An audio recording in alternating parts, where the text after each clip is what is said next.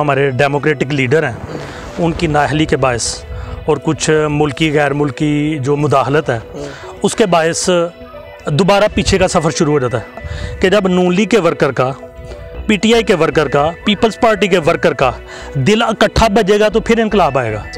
और ख़ुद भी तैश में आते हैं, दूसरों को भी तय, हमने रिश्तेदारियाँ ख़राब कर दी हैं, हत्ता कि कत्ल तक हुए हैं इन सियासी डिबेट्स पे। तो जब तक ये हालात रहेंगे हम एक दूसरे की टांगें खींचेंगे। हमें अपना जो दुश्मन है उसको तलाश करने की ज़रूरत है। वो दुश्मन हमारी महंगाई है, वो दुश्मन हमारी जो करप्शन है, वो दुश्मन हमारी दहशतगर्दी है।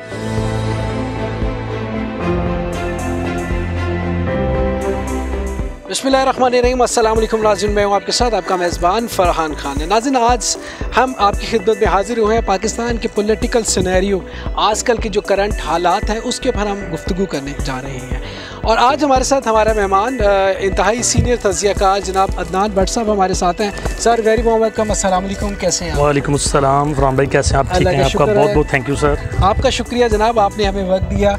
और आज का जो मौजू है हमारा पॉलिटिकल जो सिनेरियो है, हमारे जो हालात हैं, करंट अफेयर्स हैं, हजूर क्या होने जा रहा है, क्या हो रहा है, क्या किधर देख रहे हैं पाकिस्तान को, किधर देख रहे हैं पाकिस्तान के हालात को और किधर देख रहे हैं ये सारे मामला?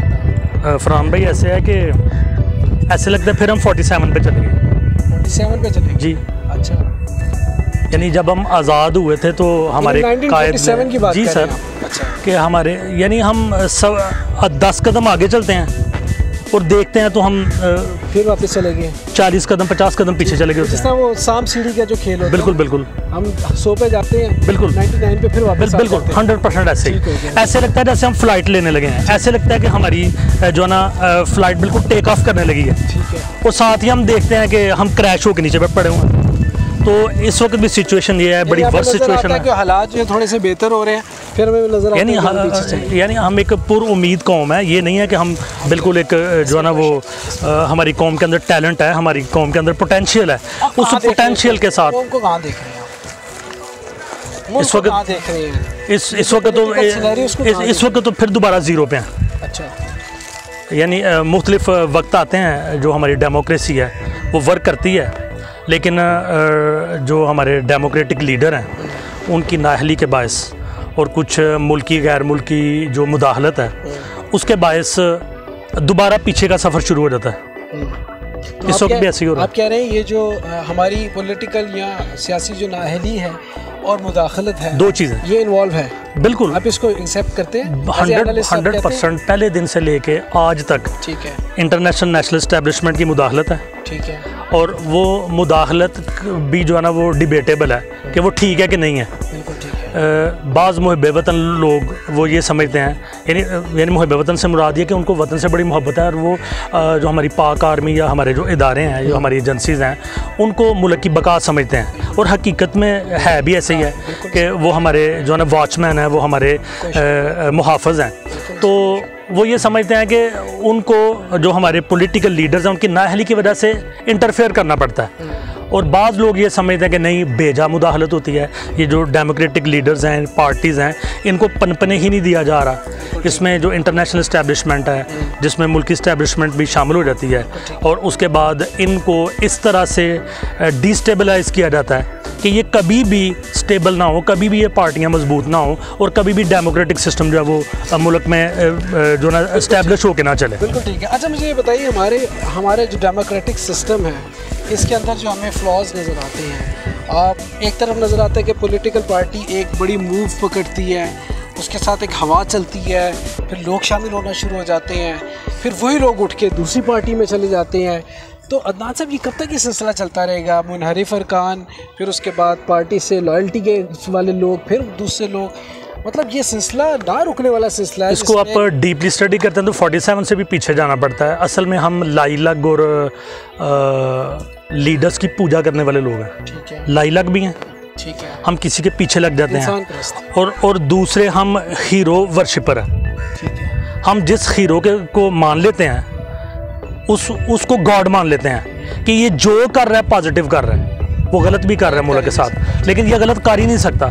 ये जो सोच जब तक हमारी कौम के अंदर है, हीरो वर्शिपिंग और दूसरे अपने मुफादात के लिए बिक जाना, किसी के साथ लग जाना, ये आपको तकरीबन पाकिस्तान के अंदर हर जगह पे और ख़ासतौर पे जो बैकवर्ड एरियाज़ हैं जहाँ पे जागीरदाराना निज़ाम है वहाँ पे आपको ये ओपनली चीज़ें नज़र आती हैं कि वहाँ पे जो वोटर है उसका अपना कोई ज़मीर नहीं है, उसका अपना वोट नहीं है, वो जागीरदार का वोट है, वो वडेरे का वोट है, वो जो बासर शख्स है उसका वोट है।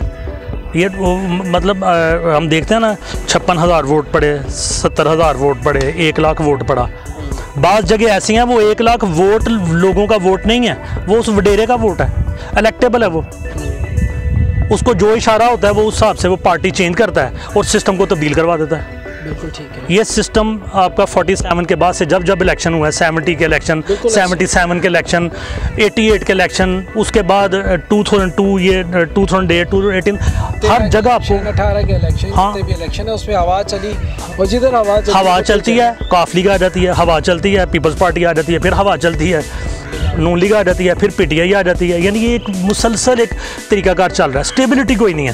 लेकिन पार्टियों का चेंज होना आना तो इसमें बुरी बात तो कोई नहीं है ना। बुरी बात नहीं है, ये डेमोक्रेसी है। लेकिन ज़मीर ना होना तो बुरी बात है कि नहीं है? एक बंदे का ज़मीर ही नहीं है, वो अपनी सोच के मुताबिक अपने जो चुनाव वो नहीं कर रहा, या हमारे जो ऊपर आगे MNAs MPs हैं वो जिस तरह से हर दौर में बिकते हैं, ये 2018 में भी बिके। इसको कंफर्म करते हैं जी सर, बिकते क्यों? आपके सामने है 2018 में अलीम हाँ के जहाज़ में बैठ के वो जो पटे पहन रहे थे PTI के, वो कौन थे? बिल्कुल ठीक है। और वो सारे के सारे दोबारा बिक गए। तो क्या डेमोक्रेसी है? और इसके पीछे जो लोग हैं जो इसको लेके चलते हैं, जो इसकी सरपरस्ती करते हैं, उनको आप क्या कहेंगे?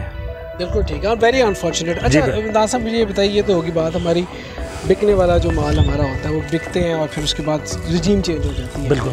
मुझे ये बताइए कि पाकिस्तान मुस्लिम लीग नून ने गवर्नमेंट टेक ओवर कर ली, यानी कि तहरीक में इत्तेमाद कामयाब हुई, फिर उसके बाद पाकिस्तान तहरीक इंसाफ अपोजिशन में चलेगी और फिर अब समझते हैं कि पाकिस्तान मुस्लिम लीग नवाज़ के लिए बहुत मुश्किल और कठिन फैसला है हुकूमत को चलाना इन हालात के अंदर। इसमें सिक्के के दो रुख हैं। एक तो आपकी बात है बिल्कुल दुरुस्त है कि उन्होंने जितना गन था ना महंगाई का, जो कि एक बयानिया बना हुआ था कि गवर्नमेंट कामयाब नहीं चल सकी, उन्होंने कर्जे भी लिए, महंगाई बढ़ी, डॉलर की कीमत ऊपर गई, पेट्रोल की कीमत ऊपर गई, एक सारा बयानिया उन्होंने अपने सर पे ले लिया। और मेरा एक मुहब्बे वतन होने के नाते और पाक आर्मी का एक सपोर्टर होने के नाते उन अदारों से, उन पावर से ये हाथ बांध के अपील है कि खुदा का वास्ता है इनको कान पकड़ो, आगे इनसे काम करवाएं, इनको इकट्ठा करें और इनके जलसे जुलूसों पे कोई भी पार्टी की पाबंदी लगा दें और इनको कहें काम करें 2 साल के अंदर, 3 साल के अंदर, नहीं तो 3 साल के बाद तमाम पार्टीज़ के हेड्स को ख़त्म कर दें, ये पार्टियां बैन कर दें। बिल्कुल ठीक है। इस मुल्क को किसी तरफ लगना चाहिए, किसी पासे लगना चाहिए, ये बात है। बिल्कुल ठीक है। यानी 3 साल बड़े होते हैं किसी फ़्लाइट को टेक ऑफ करने में, किसी मुल्क की मईशत को ऊपर ले जाने में। अनफॉर्चुनेट ये अदनान साहब, ये भी तो कहा जाता है जो पार्टी आती है, जिस तरह भी नून लीग ने टेक ओवर किया, उन्होंने कहा जी हमें बारूदी सुरंगें लगी हुई हैं।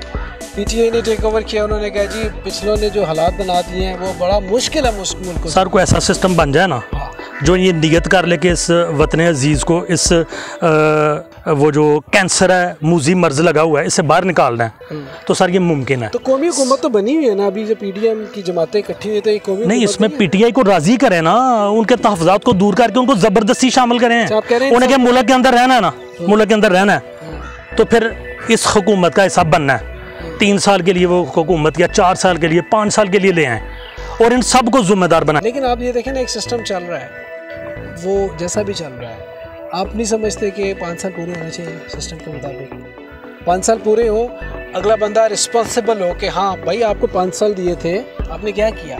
आप जब 3 साल हुकूमतों को देते हैं, 3 साल के बाद हुकूमतें कहती हैं भाई हमें निकाल दिया। मैंने शुरू में कहा था कि जो इन हुकूमतों को सेट करने वाले हैं ना, वो मुखलिस हो जाएं और वो डेमोक्रेसी को मजबूत अगर करना चाहें, यानी कोई भी हुकूमत, नवाज दौर में 2 वज़ीर आज़म, उससे पीछे पीपल्स पार्टी के दौर में वज़ीर आज़म, उससे पीछे काफली के दौर में 2 वज़ीर आज़म, 2 भी नहीं 3, चौधरी शुजात हुसैन भी आए थे, और अभी भी 2 दूसरा जो ना वो टेन्योर चल पड़ा है एक ही 5 साल हुकूमत में। तो इस तरह तो बाद में ये बताइए कि इंटरनेशनल कुव्वतें कैसे चाहेंगी कि आपका मुल्क स्टेबल हो? आप चाहते हैं चले कौमी हुकूमत बना लेते हैं, मुखलिस लोगों को ले आते हैं, वो जो इंटरनेशनल मुदाखलत है या साजिश है उसको आप कैसे रोक सकते हैं? वो जो कौमी हुकूमत अगर मुखलिस लोगों पे मबनी बनती है और वो मुल्क के अंदर करप्शन को रोकते हैं और गैर ज़रूरी अखराजात को रोकते हैं, तो हमें इंटरनेशनल लोगों से जब हम उनसे भीख ही नहीं मांगेंगे, जब भीख नहीं मांगेंगे या भीख मांगनी कम कर देंगे तो ज़ाहिर उनका दबाव हम पे कम हो जाएगा। अब एक बंदे से आप 1 लाख रुपया भी मांगते हैं, उसको आंखें भी दिखाते हैं, कैसे मुमकिन है ये? बहुत बहुत शुक्रिया आपका, thank you very much. Adnan Bhatt साहब हमारे साथ, बहुत शुक्रिया, तज़कियाकार। और मैं भी यही कहूँगा जिससे अदनान साहब ने कहा कि नफ़रतों को ख़त्म कीजिए, इन नफ़रतों में कुछ नहीं पड़ा। आप अपनी पार्टीज़ को सपोर्ट ज़रूर कीजिए, उनके नैरेटिव को बुलंद ज़रूर कीजिए, लेकिन दिलों में नफ़रतें मत पैदा करें, कदूरतें मत पैदा करें, दूरियाँ मत पैदा करें। इसी नोट के साथ अपने मेज़बान फ़रहान खान को दीजिएगा इजाज़त। अल्लाह।